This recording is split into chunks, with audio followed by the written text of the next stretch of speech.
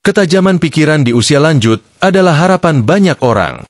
Tak sedikit dari kita yang takut lupa, takut pikun, atau bahkan merasa khawatir ketika mulai sering lupa meletakkan kunci, lupa nama cucu, atau lupa mau ngapain padahal sudah berdiri di dapur. Sahabat sehat, itu semua bukan hal yang memalukan. Tapi kalau bisa dicegah atau diperlambat, kenapa tidak? Dan disinilah teh mulai unjuk gigi. Dalam setiap cangkir teh yang terlihat sederhana itu, ternyata tersimpan kombinasi dua zat yang sangat penting untuk otak, kafein dan L-theanine. Kafein mungkin sudah sering kita dengar sebagai zat yang bisa membantu kita tetap terjaga. Tapi kafein dalam teh berbeda dengan kafein dalam kopi. Dosisnya lebih rendah, efeknya lebih lembut, dan yang paling menarik, ia bekerja bersama L-theanine, senyawa alami yang hanya ditemukan dalam daun teh. L-theanine adalah asam amino yang punya efek menenangkan. Ketika dikombinasikan dengan kafein dalam jumlah rendah, efeknya bukan cuma bikin kita terjaga, tapi juga meningkatkan fokus dan konsentrasi tanpa membuat gelisah. Bahkan menurut beberapa studi, kombinasi ini bisa membantu lansia dalam mempertahankan daya ingat jangka pendek, mengurangi kebingungan ringan, dan membuat otak lebih segar. Teh jenis apa yang paling banyak mengandung kedua zat ini? Jawabannya adalah teh hijau dan teh oolong.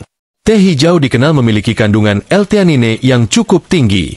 Dalam sebuah penelitian di Jepang, lansia yang rutin mengonsumsi teh hijau menunjukkan performa kognitif yang lebih baik dibanding yang tidak minum teh sama sekali.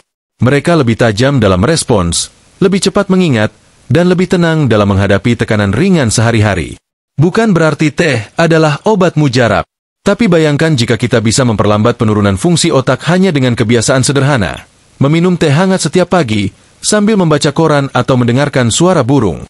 Itu bukan hanya rutinitas yang menyenangkan, tapi juga upaya perlindungan otak yang alami dan minim risiko. Selain membantu daya ingat, kandungan antioksidan dalam teh juga melindungi sel-sel otak dari kerusakan akibat radikal bebas. Istilah radikal bebas ini sering muncul dalam dunia kesehatan, tapi intinya sederhana. Radikal bebas itu seperti karat di dalam tubuh kita. Dan antioksidan, seperti yang ada dalam teh, bertugas membersihkan karat-karat itu sebelum mereka merusak sistem penting dalam tubuh, termasuk otak. Namun perlu dicatat, sahabat sehat, tidak semua teh dibuat sama. Teh kemasan yang dijual dengan rasa-rasa tambahan dan gula berlebih justru bisa merusak manfaat alami dari teh itu sendiri. Jadi, kalau tujuannya untuk menjaga otak tetap sehat, pilihlah teh yang masih murni, tanpa tambahan gula, pewarna, atau pengawet. Seduh sendiri di rumah lebih baik, lebih bersih, dan bisa dinikmati sambil merenung atau berbincang dengan pasangan hidup. Kalau ada yang bertanya, tapi saya sudah minum teh setiap hari, kok masih suka lupa? Maka jawabannya bisa jadi bukan pada tehnya, tapi pada gaya hidup secara keseluruhan. Teh memang membantu, tapi kalau pola tidur tidak teratur, jarang bergerak, atau tidak pernah melatih otak dengan aktivitas ringan seperti membaca atau bermain teka-teki, maka fungsi otak pun akan tetap menurun. Jadi, minum teh perlu dibarengi dengan kebiasaan sehat lainnya. Ada satu cerita menarik dari seorang nenek berusia 78 tahun yang masih aktif mengajar mengaji di desanya. Setiap pagi, ia selalu menyeduh teh hijau tanpa gula, duduk di beranda rumahnya, membaca ayat-ayat pendek dengan suara lembut. Ia bilang, teh membantunya tetap fokus dan tenang, terutama saat harus mengingat nama-nama santri kecil yang kadang saling mirip. Apakah itu kebetulan? Tapi kita tidak bisa menafikan bahwa rutinitas sehat seperti itu memberi efek jangka panjang yang luar biasa. Dan karena kita bicara soal menjaga tubuh dan pikiran di usia senja, penting untuk kita melihat bahwa teh bukan hanya soal rasa dan aroma.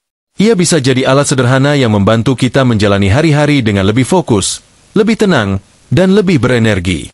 Lalu, kalau teh bisa menjaga otak tetap tajam, apakah ia juga bisa membantu organ penting lainnya seperti jantung? Ternyata jawabannya ya. Dan di fakta selanjutnya, kita akan gali bagaimana secangkir teh bisa berdampak besar untuk kesehatan jantung orang tua. Ketajaman pikiran di usia lanjut adalah harapan banyak orang. Tak sedikit dari kita yang takut lupa, takut pikun, atau bahkan merasa khawatir ketika mulai sering lupa meletakkan kunci, lupa nama cucu, atau lupa mau ngapain padahal sudah berdiri di dapur. Sahabat sehat, itu semua bukan hal yang memalukan. Tapi kalau bisa dicegah atau diperlambat, kenapa tidak? Dan disinilah teh mulai unjuk gigi. Dalam setiap cangkir teh yang terlihat sederhana itu, ternyata tersimpan kombinasi dua zat yang sangat penting untuk otak, kafein dan L-theanine. Kafein mungkin sudah sering kita dengar sebagai zat yang bisa membantu kita tetap terjaga. Tapi kafein dalam teh berbeda dengan kafein dalam kopi.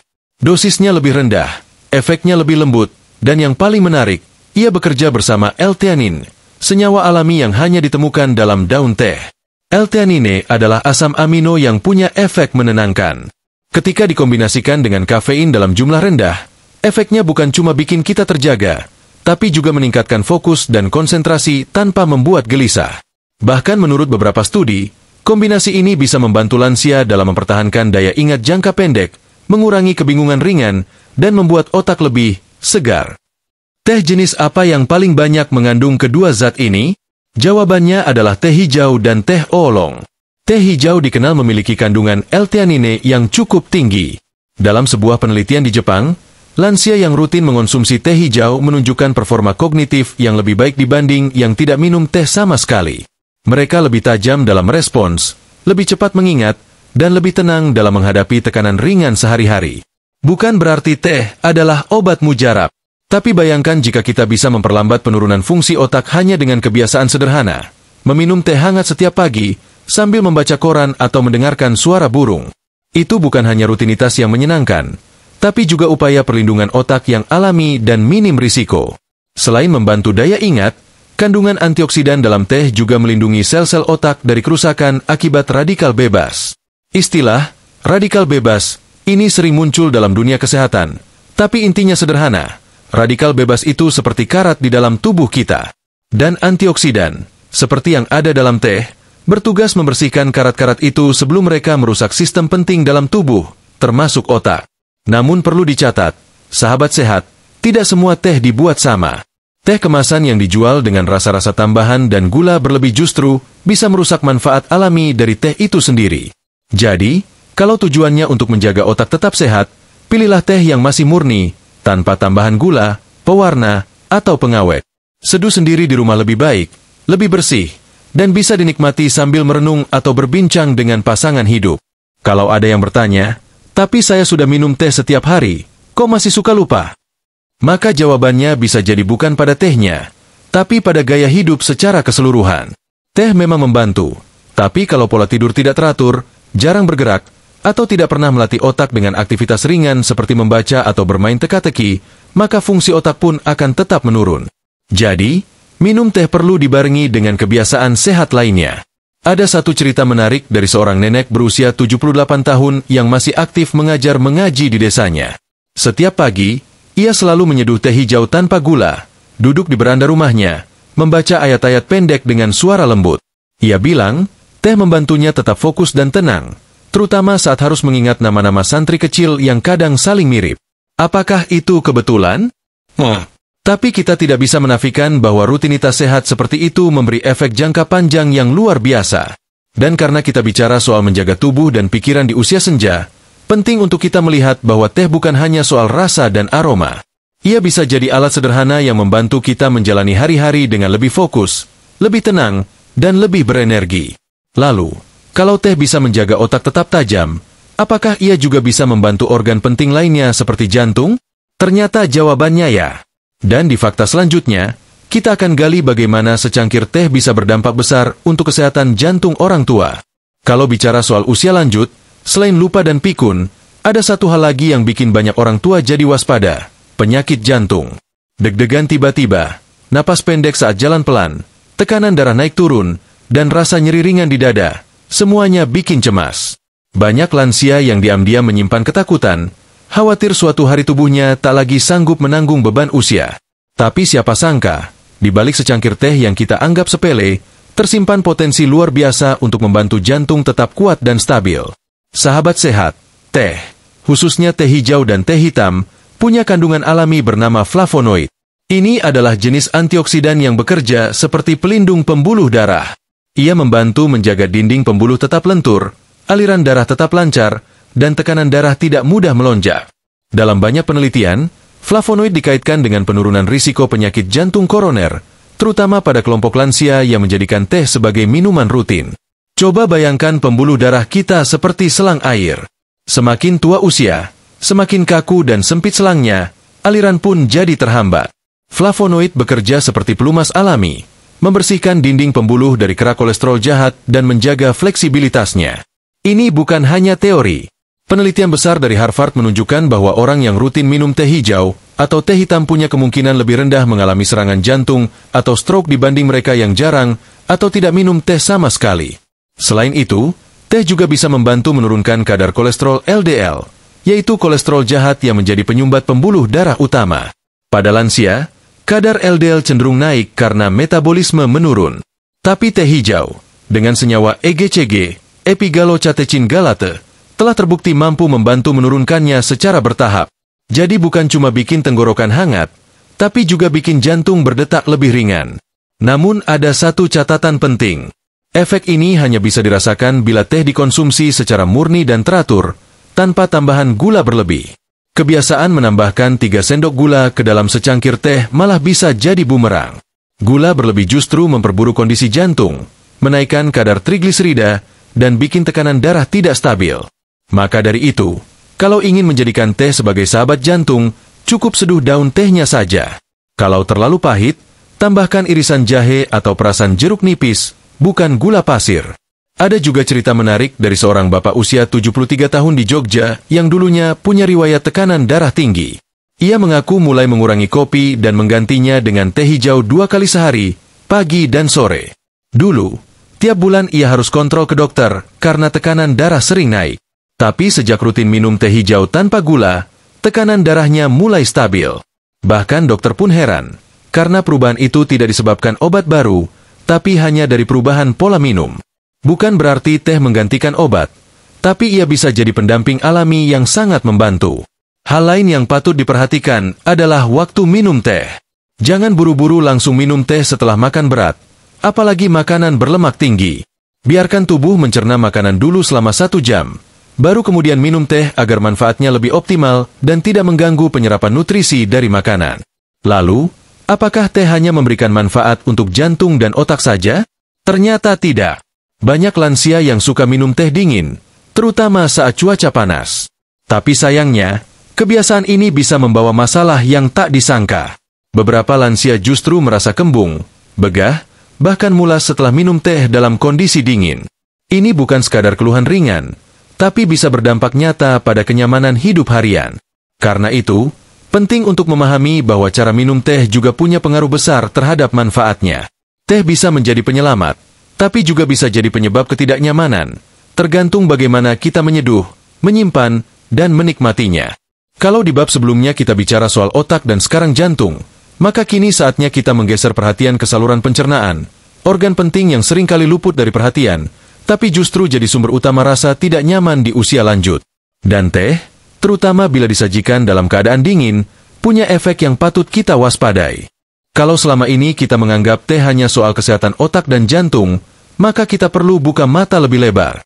Karena kenyataannya, banyak lansia yang justru mengeluh soal masalah pencernaan setelah minum teh, terutama jika tehnya disajikan dalam kondisi dingin. Sahabat sehat, mungkin terdengar sepele, tapi di usia 60 tahun ke atas, sistem pencernaan kita tidak sekuat dulu lagi. Perut jadi lebih sensitif, lambung lebih mudah bereaksi, dan saluran cerna jadi gampang ngambek hanya karena makanan atau minuman yang tidak cocok. Teh dingin, walaupun menyegarkan, ternyata bisa memicu serangkaian keluhan yang kalau diabaikan, bikin hari jadi tidak nyaman. Coba bayangkan, pagi hari, Anda minum teh manis dingin sisa semalam yang disimpan di kulkas. Kelihatannya enak, tapi tak lama setelah itu, muncul rasa kembung, perut terasa penuh, bahkan kadang disertai mual atau nyeri lambung. Ini bukan kebetulan. Banyak lansia mengalami hal serupa, dan seringkali tidak menyadari bahwa penyebab utamanya adalah cara menyajikan teh yang kurang tepat. Apa yang sebenarnya terjadi? Di balik segelas teh, terutama yang sudah disimpan lama dan dingin, ada senyawa bernama tanin yang jika dikonsumsi dalam kondisi dingin atau terlalu pekat, bisa mengganggu dinding lambung. Tanin ini sifatnya agak keras, bisa memicu produksi asam lambung berlebihan, terutama bila diminum saat perut kosong. Akibatnya, muncul rasa begah, nyeri ulu hati, atau perut rasa tercekik meskipun belum makan apa-apa. Kondisi ini makin parah kalau kita menambahkan gula dalam jumlah banyak, atau menyimpan teh lebih dari 8 jam dalam suhu ruangan. Saat teh dibiarkan terlalu lama, terjadi proses oksidasi alami yang bisa membuat rasanya berubah dan kandungan senyawanya menjadi tidak seimbang. Beberapa lansia bahkan mengeluhkan diare ringan setelah mengonsumsi teh sisa yang didinginkan semalaman. Memang tidak selalu terjadi, tapi cukup banyak yang merasakan efek negatifnya. Dan kalau sahabat sehat berpikir, ya udah, saya panasin aja tehnya sebelum diminum. Perlu diingat bahwa teh yang sudah didiamkan lama, apalagi lebih dari sehari, meskipun dipanaskan kembali, kualitasnya tidak akan kembali seperti semula. Bahkan bisa lebih berisiko karena bakteri atau jamur halus yang berkembang meski tak kasat mata, terutama kalau airnya tidak benar-benar mendidih. Lalu, apa solusinya? Sederhana. Kalau ingin minum teh yang menyehatkan untuk sistem pencernaan, pilih teh hangat, bukan teh es. Seduh teh dalam kondisi segar, jangan terlalu pekat, dan minum dalam suhu yang nyaman untuk perut. Jangan langsung diminum setelah keluar dari kulkas, apalagi saat tubuh sedang dalam keadaan dingin. Idealnya, seduh 1 kali saja untuk 1 hari, dan buang sisanya jika tidak habis diminum. Kalau tetap ingin sensasi menyegarkan, bisa dicoba tambahan bahan alami seperti irisan jahe, daun mint, atau perasan jeruk nipis. Ini tidak hanya memberi rasa, tapi juga membantu pencernaan tetap lancar dan hangatkan perut secara alami. Apalagi jahe, sangat cocok untuk lansia karena membantu redakan mual, kembung, dan masuk angin. Satu hal yang juga sering luput dari perhatian, banyak dari kita, terutama orang tua, punya kebiasaan minum teh sebagai pengganti air putih. Ini berbahaya, karena meski teh mengandung air, ia juga memiliki efek diuretik ringan, yang artinya bisa membuat tubuh lebih sering buang air kecil dan malah memicu dehidrasi ringan kalau tak diimbangi dengan cukup air putih. Jadi jika setelah minum teh, apalagi teh dingin, Anda merasa sering buang air kecil, lalu merasa lemas, atau mulut terasa kering, bisa jadi itu tanda tubuh kehilangan cairan lebih cepat. Dan lansia jauh lebih rentan terhadap dehidrasi karena kemampuan tubuh dalam menyimpan dan merespons cairan sudah tidak seperti dulu. Sahabat sehat, tubuh kita berbicara dalam banyak cara. Salah satunya lewat perut. Kalau setelah minum teh Anda merasa tidak nyaman, kembung, begah, atau mual, jangan abaikan. Itu tanda bahwa tubuh sedang memberi sinyal. Jangan anggap teh selalu aman hanya karena itu tradisi. Kita tetap bisa menikmati manfaatnya, asal tahu cara menyajikan dan waktu terbaik untuk menikmatinya. Dan bicara soal waktu, ternyata bukan cuma suhu teh yang penting, tapi juga kapan kita meminumnya. Karena ada satu fakta penting yang sering dilupakan, teh bisa mengganggu penyerapan zat besi dari makanan, dan ini sangat krusial untuk orang tua yang mulai sering merasa lemas, pusing, atau bahkan anemia ringan. Setelah tahu bahwa teh dingin bisa menimbulkan rasa kembung dan tidak nyaman di perut, kini kita perlu memperhatikan satu dampak lain yang lebih tersembunyi, tapi efeknya sangat nyata. Banyak orang tua yang mengeluh sering merasa lemas, pusing, bahkan sulit berkonsentrasi, padahal sudah makan cukup dan tidak sedang sakit. Tapi anehnya, tubuh tetap seperti kekurangan tenaga. Bisa jadi penyebabnya bukan pada apa yang dimakan, tapi kapan teh dikonsumsi. Sahabat sehat, ini bukan soal sugesti. Ini soal zat besi, mineral penting yang dibutuhkan tubuh untuk membawa oksigen ke seluruh jaringan lewat darah. Tanpa cukup zat besi, tubuh akan cepat lelah, otak tidak bisa fokus, dan wajah tampak pucat. Dalam istilah medis, ini dikenal sebagai anemia defisiensi besi. Dan masalahnya, banyak dari kita yang tanpa sadar menghambat penyerapan zat besi karena langsung minum teh setelah makan. Kenapa bisa begitu? Di dalam teh, terutama teh hitam dan teh hijau, terdapat zat yang disebut tanin. Zat ini punya sifat mengikat mineral, terutama zat besi non-heme, yaitu jenis zat besi yang berasal dari tumbuhan atau makanan nabati seperti sayur, kacang-kacangan, dan biji-bijian. Saat kita minum teh terlalu dekat dengan waktu makan, tanin langsung bereaksi dan mengikat zat besi dari makanan, sehingga tubuh tidak bisa menyerapnya dengan maksimal. Efeknya tidak langsung terasa dalam sehari 2 hari. Tapi jika kebiasaan ini dilakukan terus-menerus, perlahan tubuh akan kekurangan zat besi. Gejalanya sering muncul samar, cepat lelah walau tidak banyak bergerak, merasa jantung berdetak lebih cepat padahal hanya naik tangga, atau kadang merasa pusing saat bangun tidur. Banyak lansia yang mengira ini akibat usia, padahal sebenarnya tubuh sedang berteriak minta tambahan zat besi. Yang lebih membingungkan, dalam banyak kasus, hasil pemeriksaan darah kadang terlihat normal. Tapi keluhan tetap ada. Ini karena defisiensi zat besi bisa terjadi dalam bentuk tersembunyi. Belum sampai tahap anemia parah, tapi sudah cukup mengganggu aktivitas harian. Apakah itu berarti lansia harus berhenti minum teh? Tentu tidak. Solusinya sederhana, cukup atur waktu minumnya. Hindari konsumsi teh tepat setelah makan berat. Beri jeda waktu minimal 1 hingga 2 jam, agar tubuh punya cukup waktu menyerap zat besi dari makanan yang sudah masuk. Setelah itu, barulah teh bisa dinikmati dengan lebih aman, bahkan tetap memberi manfaat seperti yang sudah dibahas di bab sebelumnya. Kalau ingin minum teh lebih dekat waktu makan, bisa pilih teh herbal yang bebas tanin, seperti teh jahe atau chamomile. Teh jenis ini tidak mengganggu penyerapan zat besi dan justru punya efek menenangkan untuk tubuh dan pencernaan. Perlu juga diperhatikan bahwa perempuan lansia yang sudah mengalami menopause tetap bisa mengalami defisiensi zat besi, terutama bila pola makannya minim protein hewani. Sayur seperti bayam memang mengandung zat besi, tapi jenisnya non-heme dan sangat mudah terikat tanin. Jadi mengandalkan sayur saja tidak cukup, apalagi kalau setelah makan langsung minum teh. Ada satu cerita dari seorang nenek usia 68 tahun yang merasa tubuhnya makin cepat lelah meski makan cukup. Setelah berkonsultasi dan dicek darahnya, ternyata kadar zat besinya rendah. Padahal setiap hari ia selalu makan nasi dengan sayur bayam dan tahu. Tapi ia juga selalu minum teh manis hangat setelah makan. Setelah diberi edukasi untuk memberi jeda waktu antara makan dan minum teh, dan ditambah sedikit daging dalam pola makannya, hanya dalam 2 bulan tubuhnya mulai terasa lebih ringan, tidak gampang ngos-ngosan, dan bisa kembali rutin jalan kaki pagi. Sahabat sehat, tubuh kita itu pintar. Ia memberi sinyal lewat rasa lelah, lewat pusing, lewat detak jantung yang terasa aneh. Tapi seringkali kita menganggap itu sebagai hal biasa. Padahal, bisa jadi itu hanya karena waktu minum teh yang salah. Maka, mengenal tubuh sendiri adalah langkah penting menuju hidup yang lebih sehat dan bertenaga.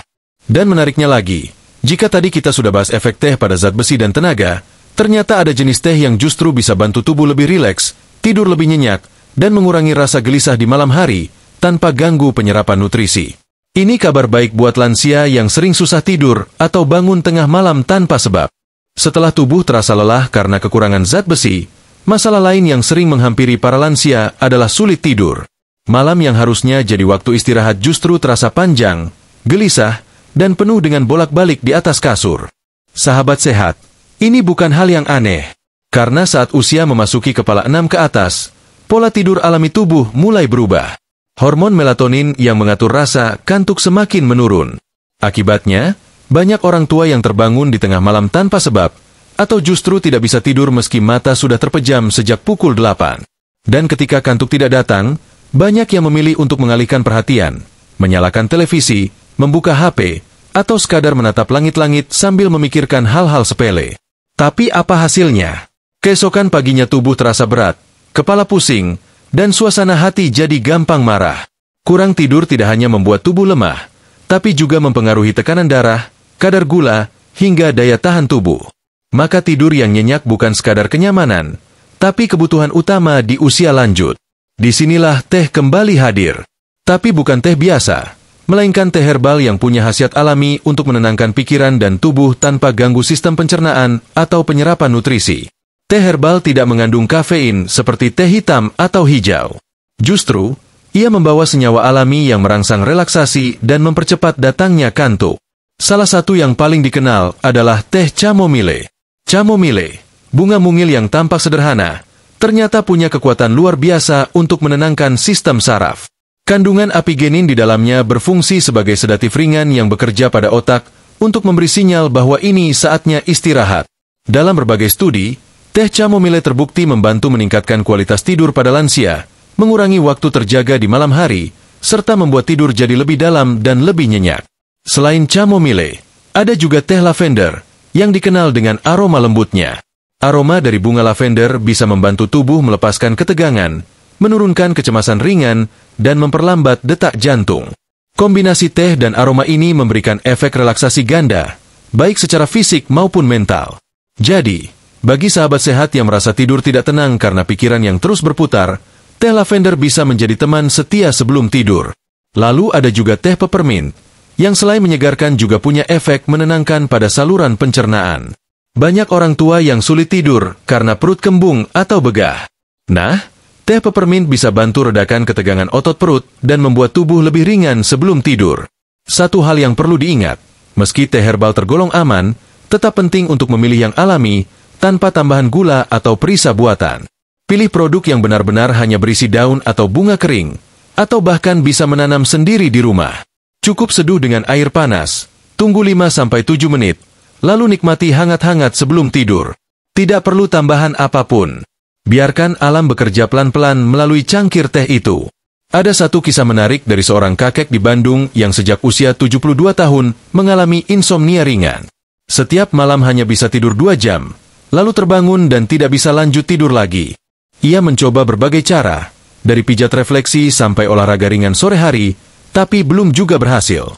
Sampai akhirnya ia mulai rutin minum teh chamomile hangat 1 jam sebelum tidur.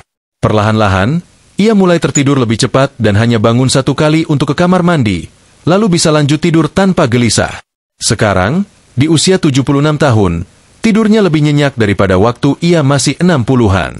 Dan memang, hal kecil seperti teh hangat bisa membawa dampak besar jika dikombinasikan dengan kebiasaan baik lainnya. Ciptakan suasana kamar yang tenang, matikan lampu yang terlalu terang, dan hindari layar HP atau TV 1 jam sebelum tidur. Setelah itu, duduk tenang, hirup aroma teh, rasakan hangatnya menyusup ke dalam tubuh. Momen itu bukan hanya soal tidur, tapi soal memulihkan tubuh agar bisa kembali menjalani hari esok dengan lebih bertenaga. Tapi sahabat sehat, di balik semua manfaat luar biasa dari teh herbal, tetap ada satu hal penting yang tidak boleh dilupakan. Jika Anda sedang mengonsumsi obat dari dokter, terutama obat jantung, pengencer darah, atau tekanan darah tinggi, maka tidak semua jenis teh cocok diminum bersamaan. Ada interaksi yang bisa terjadi, dan ini harus kita bahas dengan serius. Sahabat sehat, setelah kita bahas manfaat teh herbal untuk bantu tidur lebih nyenyak, sekarang kita perlu menyentuh sisi lain yang sering diabaikan tapi sangat penting. Interaksi teh dengan obat-obatan dokter. Ini bukan untuk menakut-nakuti, tapi justru agar kita makin bijak dalam menjaga kesehatan. Karena apapun yang kita konsumsi, meskipun berasal dari bahan alami, tetap bisa memberi efek tertentu jika dikombinasikan dengan obat medis. Banyak orang tua merasa bahwa karena teh adalah minuman alami, maka pasti aman diminum kapan saja, bersama apa saja. Padahal, tidak sesederhana itu. Di balik daun teh, baik yang hitam, hijau, maupun herbal, ada zat-zat aktif yang bisa berinteraksi dengan kandungan kimia dalam obat. Dan ini bisa menyebabkan obat menjadi kurang efektif, atau bahkan menimbulkan efek samping yang membahayakan. Salah satu contoh paling umum adalah pada teh hijau. Teh ini dikenal kaya akan antioksidan dan baik untuk jantung, seperti yang sudah kita bahas. Tapi kandungan vitamin K dalam teh hijau juga bisa menurunkan efektivitas obat pengencer darah, seperti warfarin. Obat ini biasa diresepkan untuk lansia yang punya riwayat stroke, penyakit jantung, atau risiko pembekuan darah. Ketika vitamin K dari teh hijau masuk ke tubuh dalam jumlah besar, obat pengencer darah bisa jadi tidak bekerja optimal, dan ini meningkatkan risiko penggumpalan darah, bahaya yang tidak main-main. Contoh lain adalah teh yang mengandung kafein, seperti teh hitam atau teh oolong. Kafein bisa mempercepat detak jantung dan meningkatkan tekanan darah. Jika diminum bersamaan dengan obat untuk hipertensi atau jantung, hasilnya bisa tidak seimbang. Obat menurunkan tekanan, tapi kafein justru menaikkannya. Akhirnya tubuh malah kebingungan menyesuaikan irama kerja organ. Lalu bagaimana dengan teh herbal? Apakah sepenuhnya aman? Tidak juga. Meskipun teh herbal seperti chamomile, peppermint, atau lavender terlihat alami dan menenangkan, beberapa dari mereka tetap punya potensi efek interaksi. Misalnya, chamomile diketahui dapat memperkuat efek obat penenang atau obat tidur.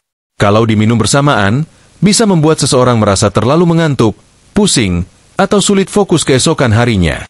Bahkan dalam beberapa kasus, bisa menurunkan kesadaran secara perlahan dan menyebabkan jatuh, terutama pada lansia yang mobilitasnya sudah tidak stabil. Lalu ada teh ginseng atau teh akar licorici yang kadang dikonsumsi karena diyakini memberi energi. Namun ginseng bisa memperkuat efek obat diabetes dan menyebabkan gula darah turun drastis. Sementara licorice bisa meningkatkan tekanan darah dan sangat berisiko untuk orang tua dengan riwayat hipertensi.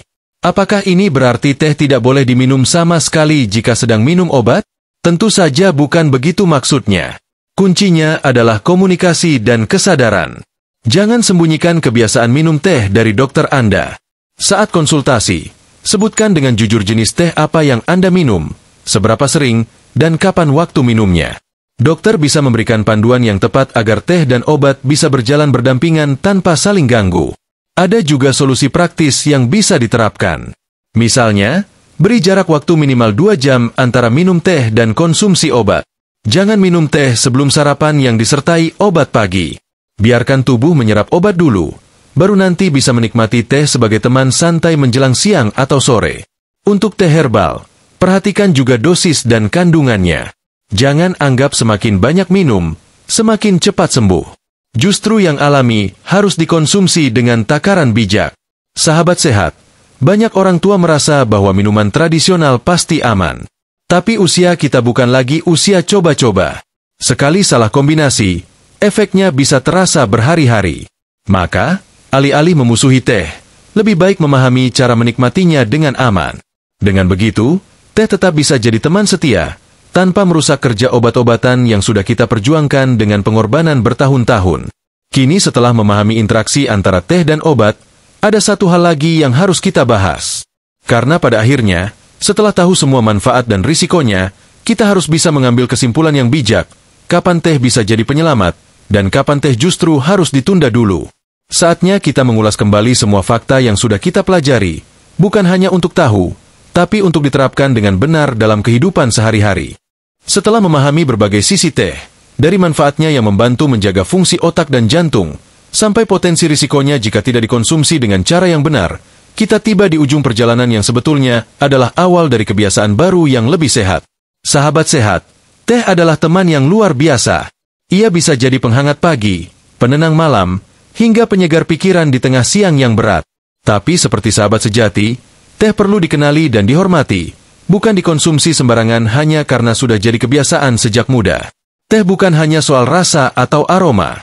Di usia 60, 70, atau bahkan 80 tahun, tubuh kita berubah.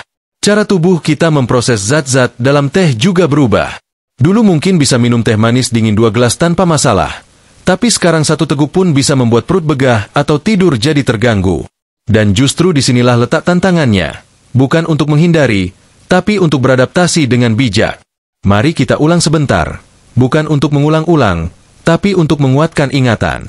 Tanda centang putih tebal teh membantu menjaga fungsi otak, berkat kandungan kafein ringan dan L-theanine yang meningkatkan fokus dan daya ingat.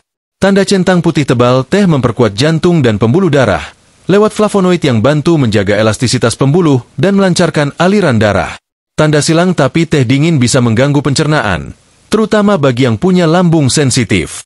Tanda silang dan jika diminum terlalu dekat waktu makan, teh bisa menghambat penyerapan zat besi, menyebabkan rasa lemas dan pusing. Tanda centang putih tebal teh herbal seperti chamomile, lavender, dan peppermint bisa membantu tidur lebih nyenyak tanpa ganggu sistem tubuh.